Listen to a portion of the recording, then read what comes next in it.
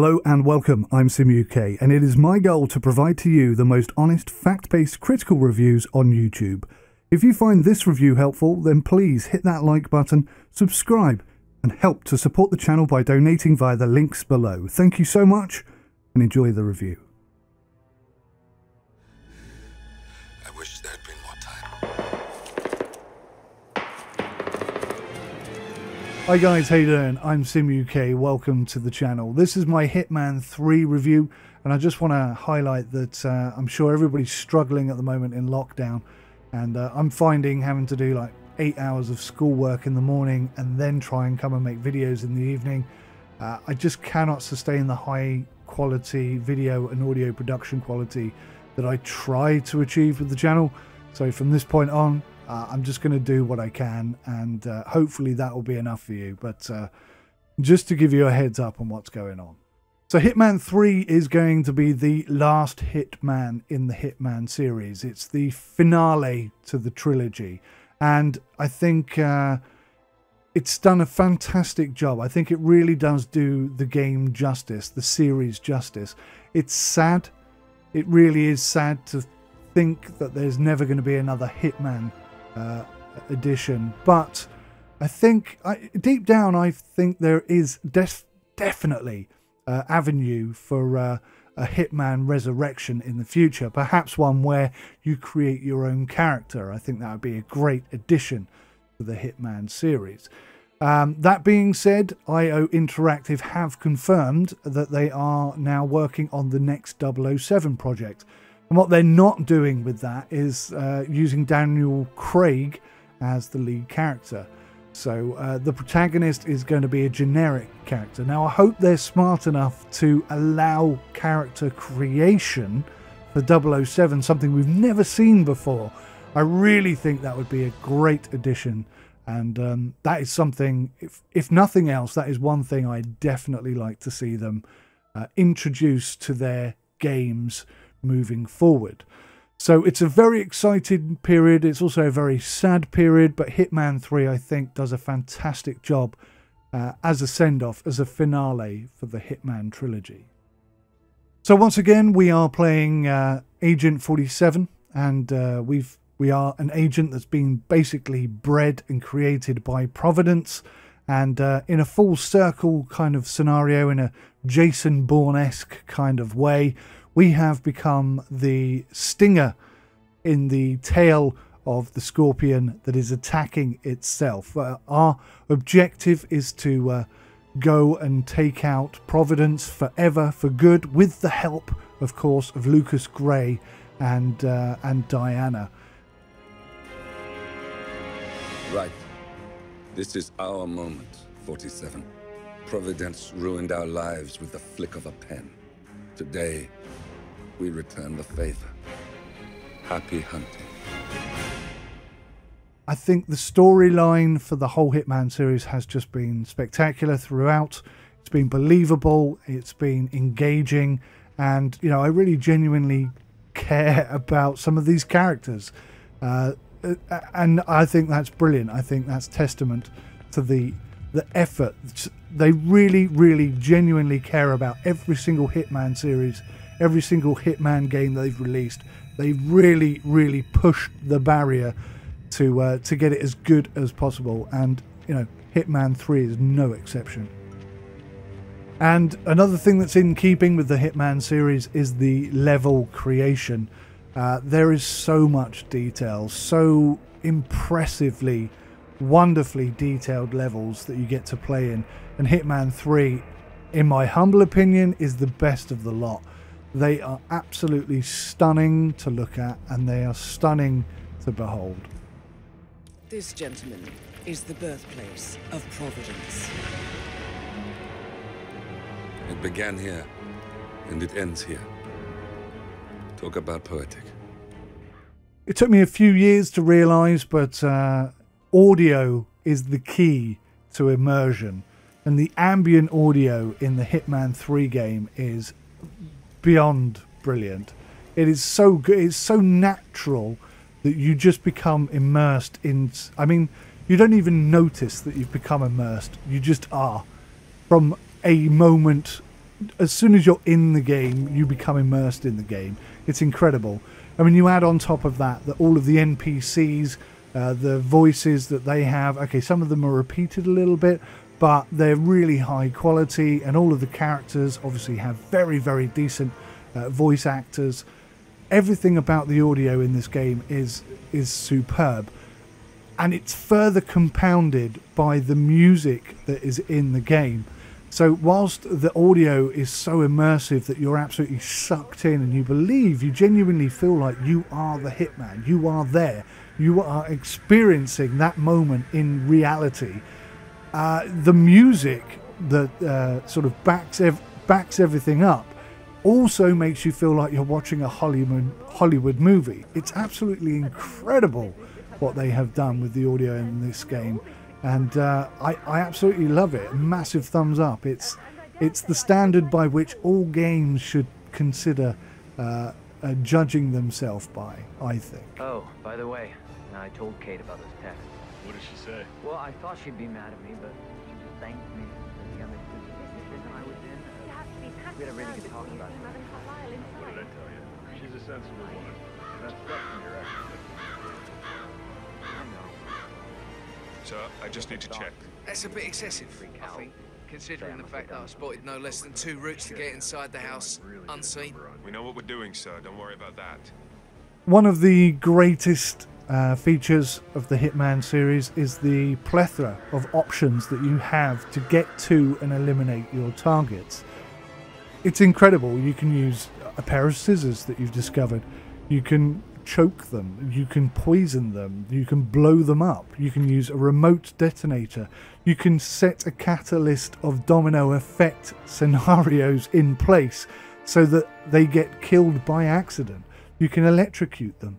You can even take on the persona of somebody else. You can put on a disguise and bypass multiple layers of security and get toe to toe with your enemy and take them out face to face. Nothing else really does that. There is no other game that has really achieved that anywhere near as well as Hitman. That is Hitman's main thing. And I think it works perfectly for the 007 thing. And I know this is a Hitman 3 review, but I can't get the 007 thing out of my head. I am so excited to see it. But Hitman 3 definitely achieves that very well. There are so many options, so many different routes, so many different ways, so many different types of things that you can do.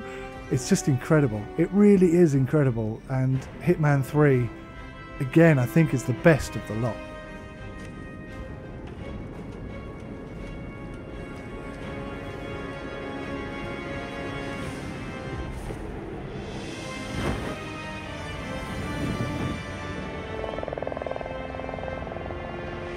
Hitman 3, in my opinion, really is a masterpiece of gaming engineering. The whole Hitman series has been a masterpiece, in my opinion.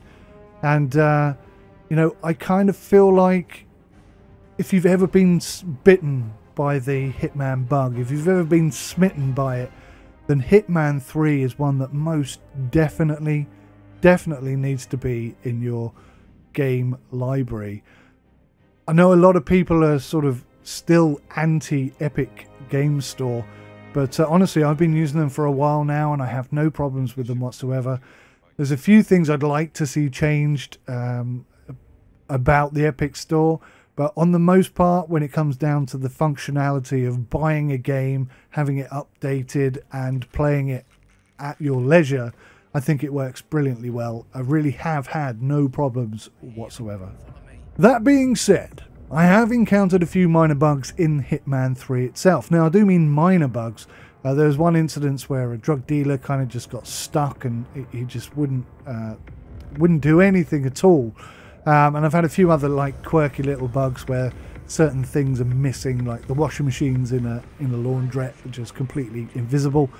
Stuff like that. Nothing serious, nothing really game breaking, although I would have liked to have got some drugs and used that as a route to get to my target.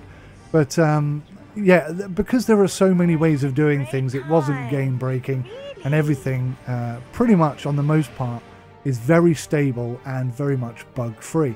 Now, when you take into account how many NPCs they have actively moving around and being interactive. All of them are interactive in these environments, on these levels. I was getting like a solid 60 FPS throughout. And in that one game level where there's like a massive club and there's hundreds and hundreds of people there, I was still getting a good solid 54, 55 FPS. It's incredible how they do it. I don't know how they do it. It is so good. So from a stability and performance perspective, it's a massive thumbs up from me. I also love the quirky and downright hilarious interactions that you can have with some of the NPCs, and you know, some of the NPCs have with themselves and with other people. There's a lot of giggly stuff in this game. You know, it's a very serious game, and it's like got a tag of 18 on it, but it's not really 100% realistic. It's not overly graphic or anything like that, which again I think is perfect for the 007 series. But yeah, if you just go and stand next to some of these NPCs and listen to them talking to themselves or talking to each other, sometimes some of it is so hilarious, so funny, and it's just brilliant. I think the game has everything. It has humor, it has depth, it has, you know, sadness, it tugs on your heartstrings. You really do start to care about the characters in the game, and yeah, I just think it's insanely brilliant. And again, perfect for 007. That is what 007 was when I grew up as a kid. It was funny, it was action-packed, it was intense, it was exciting, it was graphic, but not too graphic. It was just brilliant. And that's what Hitman 3 is for me. Now, I've got to say that throughout the entire Hitman series, there have been areas that I think haven't really evolved as well as they should have done. The control system I find to be a bit clunky, and the idiot-proof key binding system that doesn't allow you to bind two actions to one button, I find is unnecessarily protective. It limits me too much. As long as there's a return to default button, I think anybody can figure out how to set up their own buttons. We don't need you to idiot-proof these things. And I think, you know, if they just tweaked that one thing, it could help a lot, and I'll explain a little bit more what I mean about that. So another thing that you find, as open and as free as the levels are, and as much as you can create your own play style, if you will, there are a lot of limitations. Like, for example, there are only some barriers that you can vault over. There are only some areas where you can climb up and get onto roofs of buildings. There's no parkour, so you can't jump from one building to another or take a risky run and jump into a window or anything like that. That would really open the game up a lot more, I think. In fact, I don't believe you can actually jump at all in Hitman. I don't think there is a jump button. So these are things that, you know, if you compare it to other similar games in this day and age, the freedom and the ability to move about and bind your own keys is a little bit restrictive at times. So again, in the 007 series that's coming next, I would hope that that's something they are looking to improve upon, because just a few tweaks here and there could turn this game into something beyond legendary. So there's a lot of, like I said, there's no parkour. There's a lot of areas in the game that look like they should be, you know, pretty easy to climb up and gain access to certain areas, and you just can't, which makes them obstacles. But in addition to that, with the quirky controls and the third-person camera system and the cover system that's there, it works really, really well 95% of the time. But that 5% when something just goes a little bit wrong, or the keybinds just kind of kick you in the arse a little bit, that's when, you know, if you've played a perfect stealthy mission on master difficulty for an hour, and then some little tiny thing goes wrong at the wrong time and you get spotted, that can be incredibly infuriating. Now, on the master difficulty, there is one game save option per level. I'm an ultimate realism player, so I actually play beyond the difficulty of master. I never save. I roll with the punches. If something goes wrong, I just carry on the mission. And sometimes, you know, I score I scored brilliantly. Like, the whole mission has been the most perfect stealth mission ever. Nobody knew I was there. Nobody knew that people were assassinated. And then all of a sudden something goes wrong and it all kicks off. And it's guns galore. It's like World War III. And that's brilliant. I mean, I might lose 140,000 points because I've killed everybody on the level. But I've bloody well enjoyed it whilst I've done it. But, you know, I do come back to the fact that these restrictions, not being able to climb over certain barriers, the lack of parkour, the inability to jump, they do cause a few small problems that can be frustrating. But, you know, ultimately, it's not enough to ruin the game. It's just something that's there. And actually, you know, being a hardcore fan, I think there's a very good argument for having an extra level of difficulty. I don't want that additional hindsight, not hindsight, what's it called? The heightened senses where I can see enemies, I can locate where they are, the whole map system, being alerted when you're being spotted. I'd like there to be an extra hardcore level where none of that is available by default.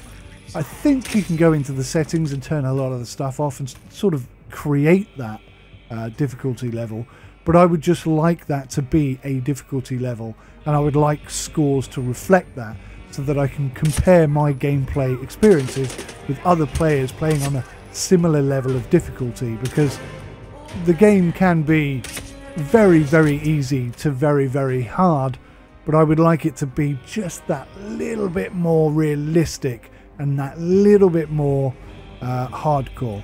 And then I'd be happy. I guess there is an argument for larger maps, maybe even an open world map, but of course if they went down that route then the level of detail for each of the levels would be reduced. Say it's 6 of one, half a dozen of the other. Personally, I think the levels are fantastically designed. It seems to me like they design the level and then they build the missions within the level itself.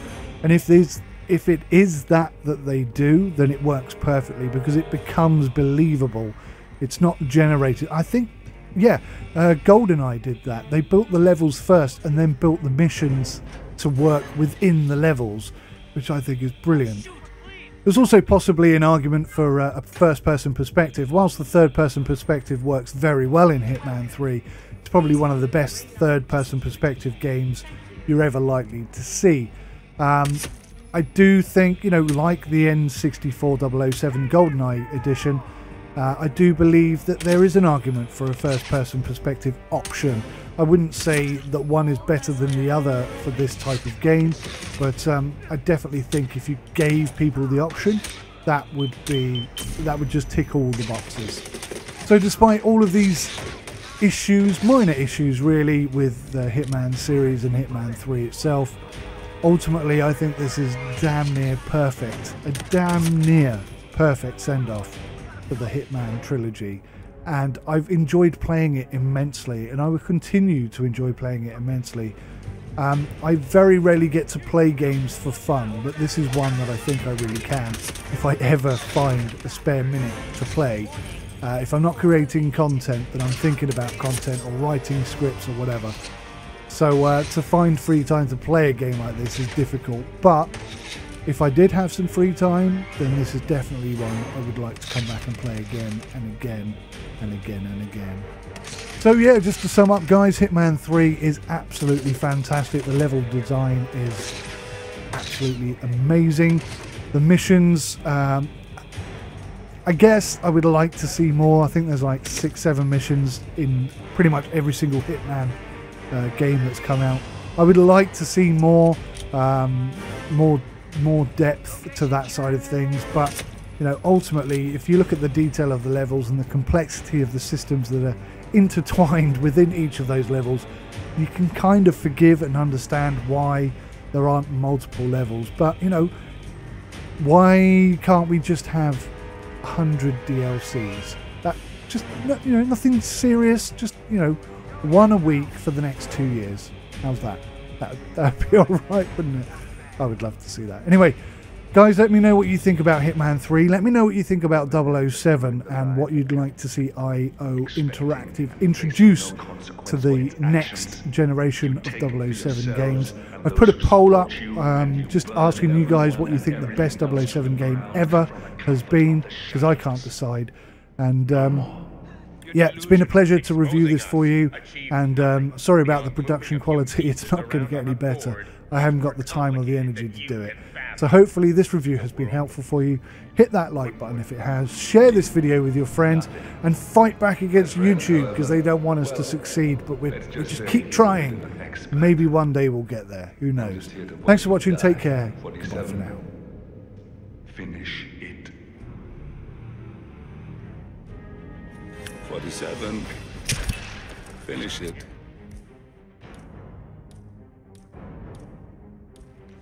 Where the hell is that security panel?